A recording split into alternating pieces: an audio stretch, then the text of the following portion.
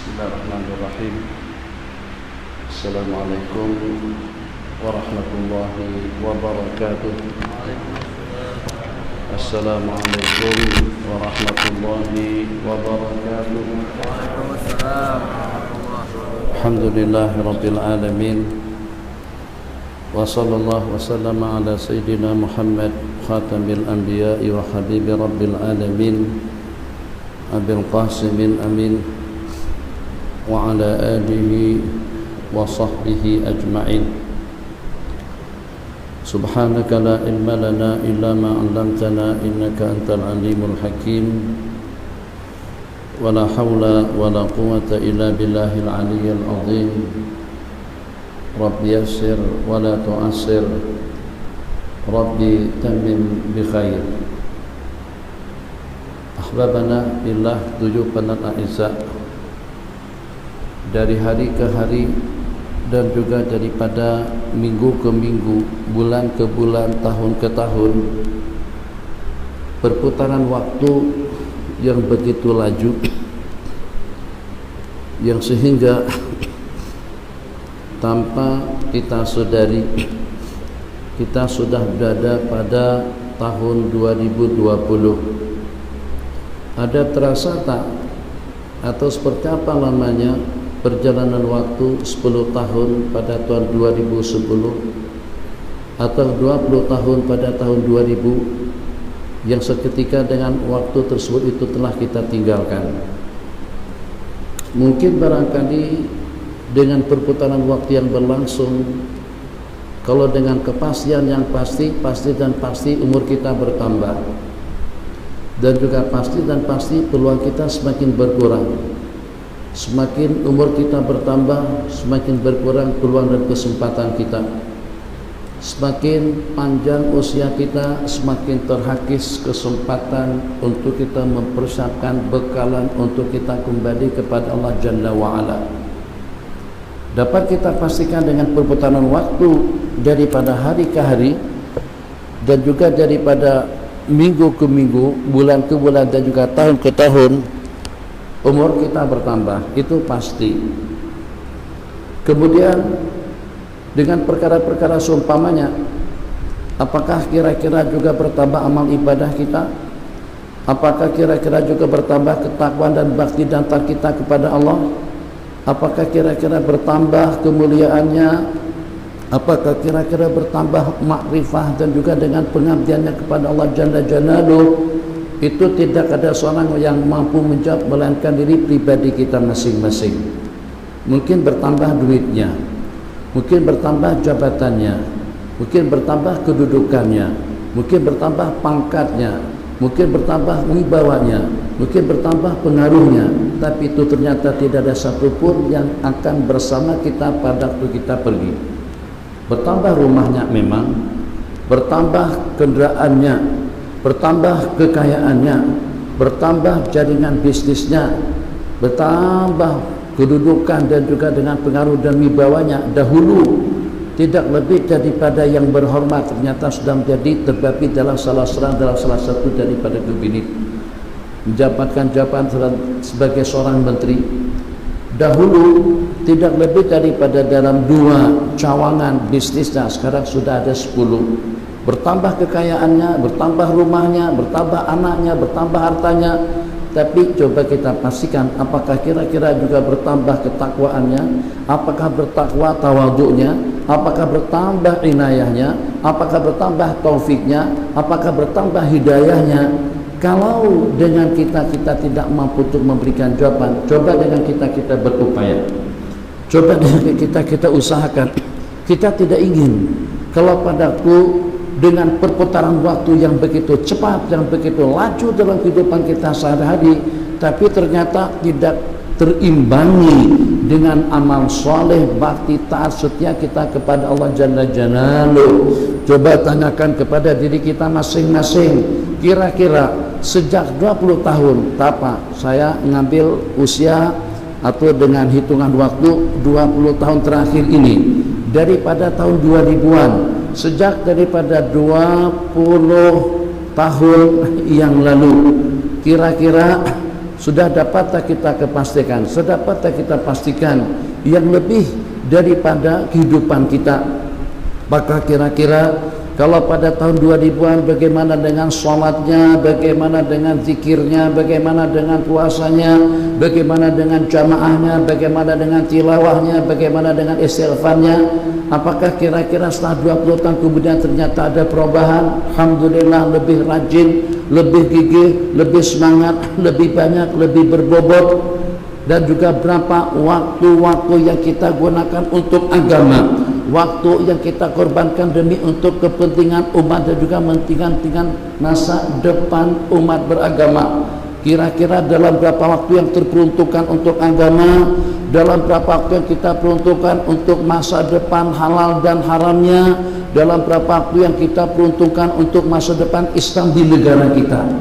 Atau ternyata pasif, ternyata negatif, yang bertambah tidak lebih daripada semangat nasionalnya, semangat kaumiyah atau dengan asabiyahnya, yang bertambah tidak lebih daripada semakin angkuh, semakin sombong, semakin samsing, semakin zalim, semakin jauh daripada Allah Jalla Jalaluh. Maka kalau seperti itu tidak ada yang patut untuk kita banggakan. Yang dengan kita seusia yang ada pada diri pribadi kita masing-masing, agar bagaimana kalau ternyata dengan kita tidak mampu untuk meningkatkan ubudiyah kita kepada Allah Jalla Jalaluh dengan retak gerak salat yang kita laksanakan, atau juga dengan seumpama retak anggota tubuh, baik itu dengan duitnya, dengan harta, tenaga, dan juga dengan kesehatannya, seperti pada waktu kita pergi ke Mekah dengan melaksanakan ibadah umrah, labbaik Allahumma labbaik, labbaik la syarika laka labbaik, innal hamda wa ni'mata laka wal mulk la syarika lak. Banding tidak, kalau kombinasi antara tenaga, waktu, duit, dan harta, dan juga dengan peluangnya, itu ternyata dengan kita tidak dapat memanfaatkannya untuk ibadah, semacam pada waktu kita berziarah ke Madinah, seperti pada waktu kita melaksanakan ibadah haji dan umrah, paling tidak mungkin bertambah tuh dengan doanya, mungkin itu juga bertambah dengan zikirnya, mungkin juga itu bertambah dengan khasyahnya, mungkin juga itu bertambah dengan tadzallulnya. Ya Hayyu Ya Qayyum Ya Dzal Jalali wal Ikram. Dulu kita tidak pernah menangis pada waktu kita berdoa. Ternyata sekarang 3, 4, 5, 6 patah kata doa kita lantunkan, ternyata hati kita sudah jadi terharu, menetes air mata kita seketika dengan kita bermunajat. Dahulu dengan kita tidak pernah istiqamah dalam melaksanakan salat berjamaah, ternyata alhamdulillah 5 waktunya dengan berjamaah. Siapa sudah diantara daripada kita yang sudah menebus 2 perkara yang harus kita peroleh, 2 perkara yang harus kita dapatkan, 2 piagam, atau juga dengan 2 piala, atau juga dengan 2 medali yang tidak ada nilai dan juga yang tidak dapat dihitung dengan angka. Itu anugerah daripada Allah Jalla Jalaluh, diberikan kepada orang yang berjaya melaksanakan salat berjamaah selama 40 hari berturut-turut. Kalau belum, duduk elok, rendah diri, tawadhu, tak payahlah menyendar-jendar dengan menjulurkan kaki. Kalau belum, elok dengan kita angkat martabat kita di sisi Allah Jalla Jalaluh dengan sifat rendah diri, dengan sifat sopan santun, dengan sifat hormat menghormati, dengan tadabburnya. Tundukkan kepala kita, jangan main handphone, jangan sibuk dengan peranan komunikasi. Duduklah di rumah Allah sebagaimana layaknya orang yang silap, yang taksir, yang salah, yang ketinggalan, yang dengan kita lebih memperhatikan bola sepak berbanding tentang masa depan agama di negara kita, yang dengan kita lebih mementingkan kepentingan pribadi, bisnis, dan juga dengan politik kita berbanding dengan bekalan kita untuk kita kembali kepada Allah Jalla Jalaluh. Duduk merintih-rintihlah di hadapan Allah Jalla Jalaluh, mungkin dengan duduk orang yang tawadhu, duduknya orang yang rendah diri, duduknya orang yang meyakini tidak ada yang istimewa dengan diri pribadi kita. Apa kira-kira yang istimewa? Apakah kira-kira dengan kecantikannya, keuangannya, kekayaannya, politiknya, jawatannya, wibawanya, pengaruhnya? tetap saja kesemuanya itu bergantung kepada kesehatan, kesemuanya itu bergantung kepada udara, bergantung kepada makanan, bergantung kepada minuman, bergantung kepada pernapasan. Tersekat dalam 5 menit saja pernapasan kita, ternyata dengan kita sudah kembali kepada Allah. Nah, kalau macam tuh hakikatnya, tak payah dengan kita merasa lebih, tidak merasa lebih, alhamdulillah, syukur. Tidak ada sedikit pun perasaan yang seperti itu. Oke, tunjukkan dan buktikan kau bukan orang yang angkuh, bukan orang yang sombong, bukan manusia yang samsin, bukan manusia yang ria, bukan manusia yang ego, bukan manusia yang takabur. Sebab sifat-sifat yang tercela yang saya sebutkan tadi itu kadang-kadang dengan perasaan hati, kadang-kadang dengan perilakunya, kadang-kadang dengan tindak tanduknya, kadang-kadang dengan pergaulan dan juga dengan perbuatannya. Ya Allah ya Arhamar Rahimin, raki'an, perasaan tak? Kenapa dengan kita pada waktu kita sembahyang, yang dengan kita diperintahkan sujud sebanyak tidak kurang daripada dalam 34 kali sujud. Tiap rakaat kita sujud 2 kali sujud, rukuk sekali saja, baca Fatihah sekali saja, sementara dengan sujudnya ada terdapat 2 kali. Ada tak keadaan yang lebih hina dina daripada seseorang saat ketika sujud di hadapan Allah Jalla Jalaluh? Kalau ternyata menteri sujudnya dengan 7 anggota, presiden sujudnya dengan 7 anggota, sultan sujudnya dengan 7 anggota, siapa saja dengan kemuliaan yang seperti apapun yang dia miliki, seperti apapun banyaknya harta, jawatan dan kedudukannya, kalau dia merupakan salah satu daripada kekasih Allah, kutubul kaun, kutubul aqtab, al-ghaus, an-nujaba, al-abdal, al-akhyar, as-salihin, atau juga ahli ma'arif, ahli asrar. Kalau terkumpul segala sifat kemuliaan tadi itu, tetap saja sujudnya tidak kurang daripada dalam 34 kali pada tiap rakaat sembahyang. Allahu Akbar. Mana yang naik? Yang naik pada saat ketika itu adalah punggungnya. Yang naik punggungnya, bukan kepalanya. Di kepala ada mata, ada hidung, ada mulut, ada telinga. Ini merupakan organ-organ terpenting pada diri manusia. Kira-kira dapat kita bayangkan macam mana kalau kita hidup tanpa mata, macam mana kita hidup tanpa telinga, macam mana kita hidup tanpa hidung, macam mana kita hidup tanpa mulut, macam mana kita hidup tanpa akal pemikiran yang sehat dan waras. Oke, ternyata 5 kemuliaan yang mulia tadi itu di mana kita letakkan? Di tempat orang duduk, di tempat orang berpijak.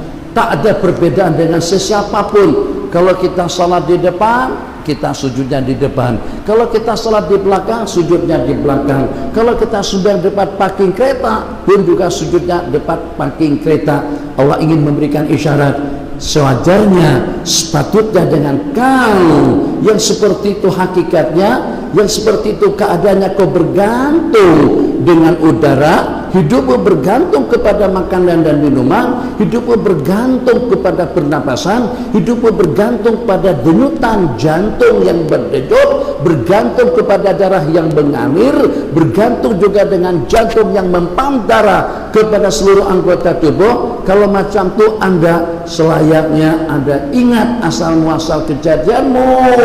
Wa khuliqal insanu dha'ifa. Allah ciptakan manusia itu dalam keadaan lemah, dalam keadaan hina, daripada setetes air mani yang kotor, dan akan menjadi bangkai yang bosok dengan kematiannya. Antara hidup dengan mati, membawa najis ke sana dan kemari. Di mana kita nak belajar sifat tawadhu yang seperti itu? Muslimin muslimat di rumah Allah Subhanahu wa taala. Kalau kursi-kursi yang diletakkan di samping itu simpan saja sama masjid. Nanti anak kecil-kecil, budak kecil duduk depan orang tua, jangan kita ajak dia duduk macam tu. Apa? Nak duduk menyedar santai macam tu di tempat rekreasi, bukan di rumah Allah Subhanahu wa taala. Kita kalau tidak bertambah duitnya, kalau tidak bertambah hartanya, kalau tidak bertambah jawatannya, kalau tidak bertambah pangkatnya, yang paling tidak bertambah tawadhunya di hadapan Allah Subhanahu wa taala, sebab tidak ada yang istimewa dengan kita, tidak ada yang lebih dengan kita. Kalau kentutnya masih berbau bosok, masih juga berak kencing, masih juga bergantung kepada udara, elok dengan kita kemana saja kita pergi. Jawab salam. Kenapa saya salam 2 kali? Sebab salam pertama tidak dijawab, Assalamualaikum. Apa problemnya kalau kita menjawab salam? Apa salahnya kalau dengan kita memberi salam? Silap dari sudut mana kalau kita bersalaman? Silap daripada sudut mana kalau dengan kita duduk sopan santun? Silap daripada mana kalau dengan kita memberikan penghargaan kepada orang yang sesama kita? Silapnya daripada mana kalau pada waktu dengan kita senantiasa rendah diri? Kenapa? Sebab kalau ternyata dengan kita tidak mendapatkan kemuliaan dengan salat, kita tidak mendapatkan kemuliaan dengan zikir, kita tidak mendapatkan kemuliaan dengan seumpama puasa. Ya Allah ya Rahman Rahimin, di antara daripada yang susah untuk kita laksanakan itu dalam puasa, mungkin kena gastriknya, mungkin kena laparnya, mungkin juga dengan kita tidak mampu untuk melawan cabaran yang namanya makanan dan minuman kita sehari-hari. Oke, kalau seandainya dengan kita tidak mampu untuk meningkatkan amal ubudiyah kita dengan seumpama salat, dengan seumpama puasa, dengan seumpama derma, dengan seumpama zikir, dengan seumpama tahlil, dengan seumpama jihad fi sabilillah, paling tidak dengan kita mampu untuk meningkatkan akhlak yang mulia. Ternyata sebagaimana yang disebutkan di dalam hadis, sebesar-besar ganjaran pembalasan yang Allah berikan atas amal ibadah kita laksanakan di dunia, itu pikir kalau menurut pengamatan sementara daripada kita, itulah dengan pelaksanaan ibadah haji ke Baitullah. Baik Allahumma labbaik, labbaik la syarika lak labbaik, innal hamda wan ni'mata lak wal mulk la syarika lak. Satu, dengan duitnya. Yang kedua, dengan kendaraannya. Yang ketiga, dengan kesehatannya.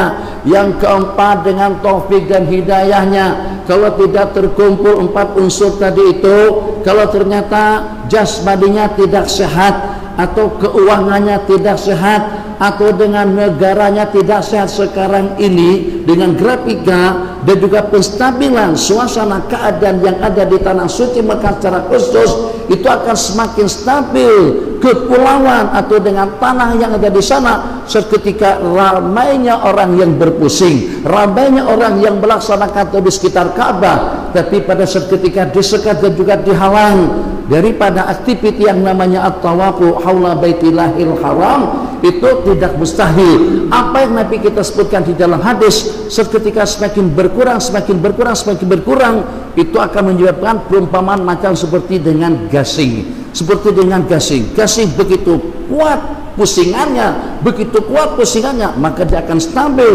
Tapi kalau seketika gasing sudah mulai berkurang, akhirnya dia tumbang. Ini dikhawatiri, ini ada hubung kaitnya dengan hadis akhir zaman yang menyatakan akan berlaku nanti beberapa gempa bumi di kepulauan Arab, di antara daripada asbab yang menstabilkan antara bumi dengan langit, hubungan amal ibadah yang kita laksanakan terhubungnya tempat yang berbetulan dengan Baitul Ma'mur. Nabi kita seketika Al-Isra'i wal Mi'raj, setelah Nabi kita naik ke langit yang ke-7, Nabi kita berjumpa dengan Nabiullah Ibrahim alaihissalam, naik sampai ke Sidratil Muntaha. Ternyata di sana terdapat Baitul Ma'mur. Nabi kita bersabda, terdapat tidak kurang daripada 70.000 orang malaikat yang memakmurkan Baitul Ma'mur dengan pusingan taub macam seperti pada waktu kita taub di atas permukaan bumi, yang sehingga Allah syariatkan kepada kita juga kepada umat Nabi Muhammad sallallahu alaihi wasallam pergerakan seumpama dengan pergerakan para malaikat yang berada di Baitul Ma'mur untuk menstabilkan hubungan antara 2 planet, antara bumi dengan langit. Pada saat ketika dengan gerakan tentu semakin berkurang, asbab musababnya Corona kah, Toyota Corolla kah, Toyota Crown kah, itu tak kisah. Asbab musababnya seketika dengan aktivitas tata itu disekat atau semakin berkurangan, itu akan semakin membuat bumi akan semakin bergoncang, waliyadzubillah. Maka kembali kepada 5 unsur yang saya sebutkan tadi. Pertama dengan unsur keamanannya, yang kedua dengan keuangannya, yang ketiga dengan kesehatannya, yang keempat dengan keadaannya, yang kelima dengan mendapatkan taufik dan hidayah daripada Allah. Terkumpul tempat-tempat yang mulia di sana, terkumpul waktu-waktu yang mulia di sana, terkumpul orang-orang mulia di sana. Jadi kita beranggapan dengan terkumpulnya beberapa perkara mulia tadi itu, berarti haji adalah merupakan seafdal aktiviti ibadah yang kita laksanakan. Bagaimana tidak, semua macam bentuk amal ibadah kita laksanakan terkumpul dalam ibadah haji. Ada tawaf, ada wukuf, ada mabit, ada melontar, ada korban, kemudian juga ada sa'i, ada zikir, ada tasbih, ada puasa, ada salat. Semua rukun Islam yang 5 ada dalam pelaksanaan ibadah haji. Tapi ternyata bukan haji yang paling afdal. Nabi kita bersabda yang paling afdal timbangannya, yang paling berat timbangannya nanti pada hari kiamat adalah al-khuluqul hasan, akhlak budi pekerti yang baik. Maka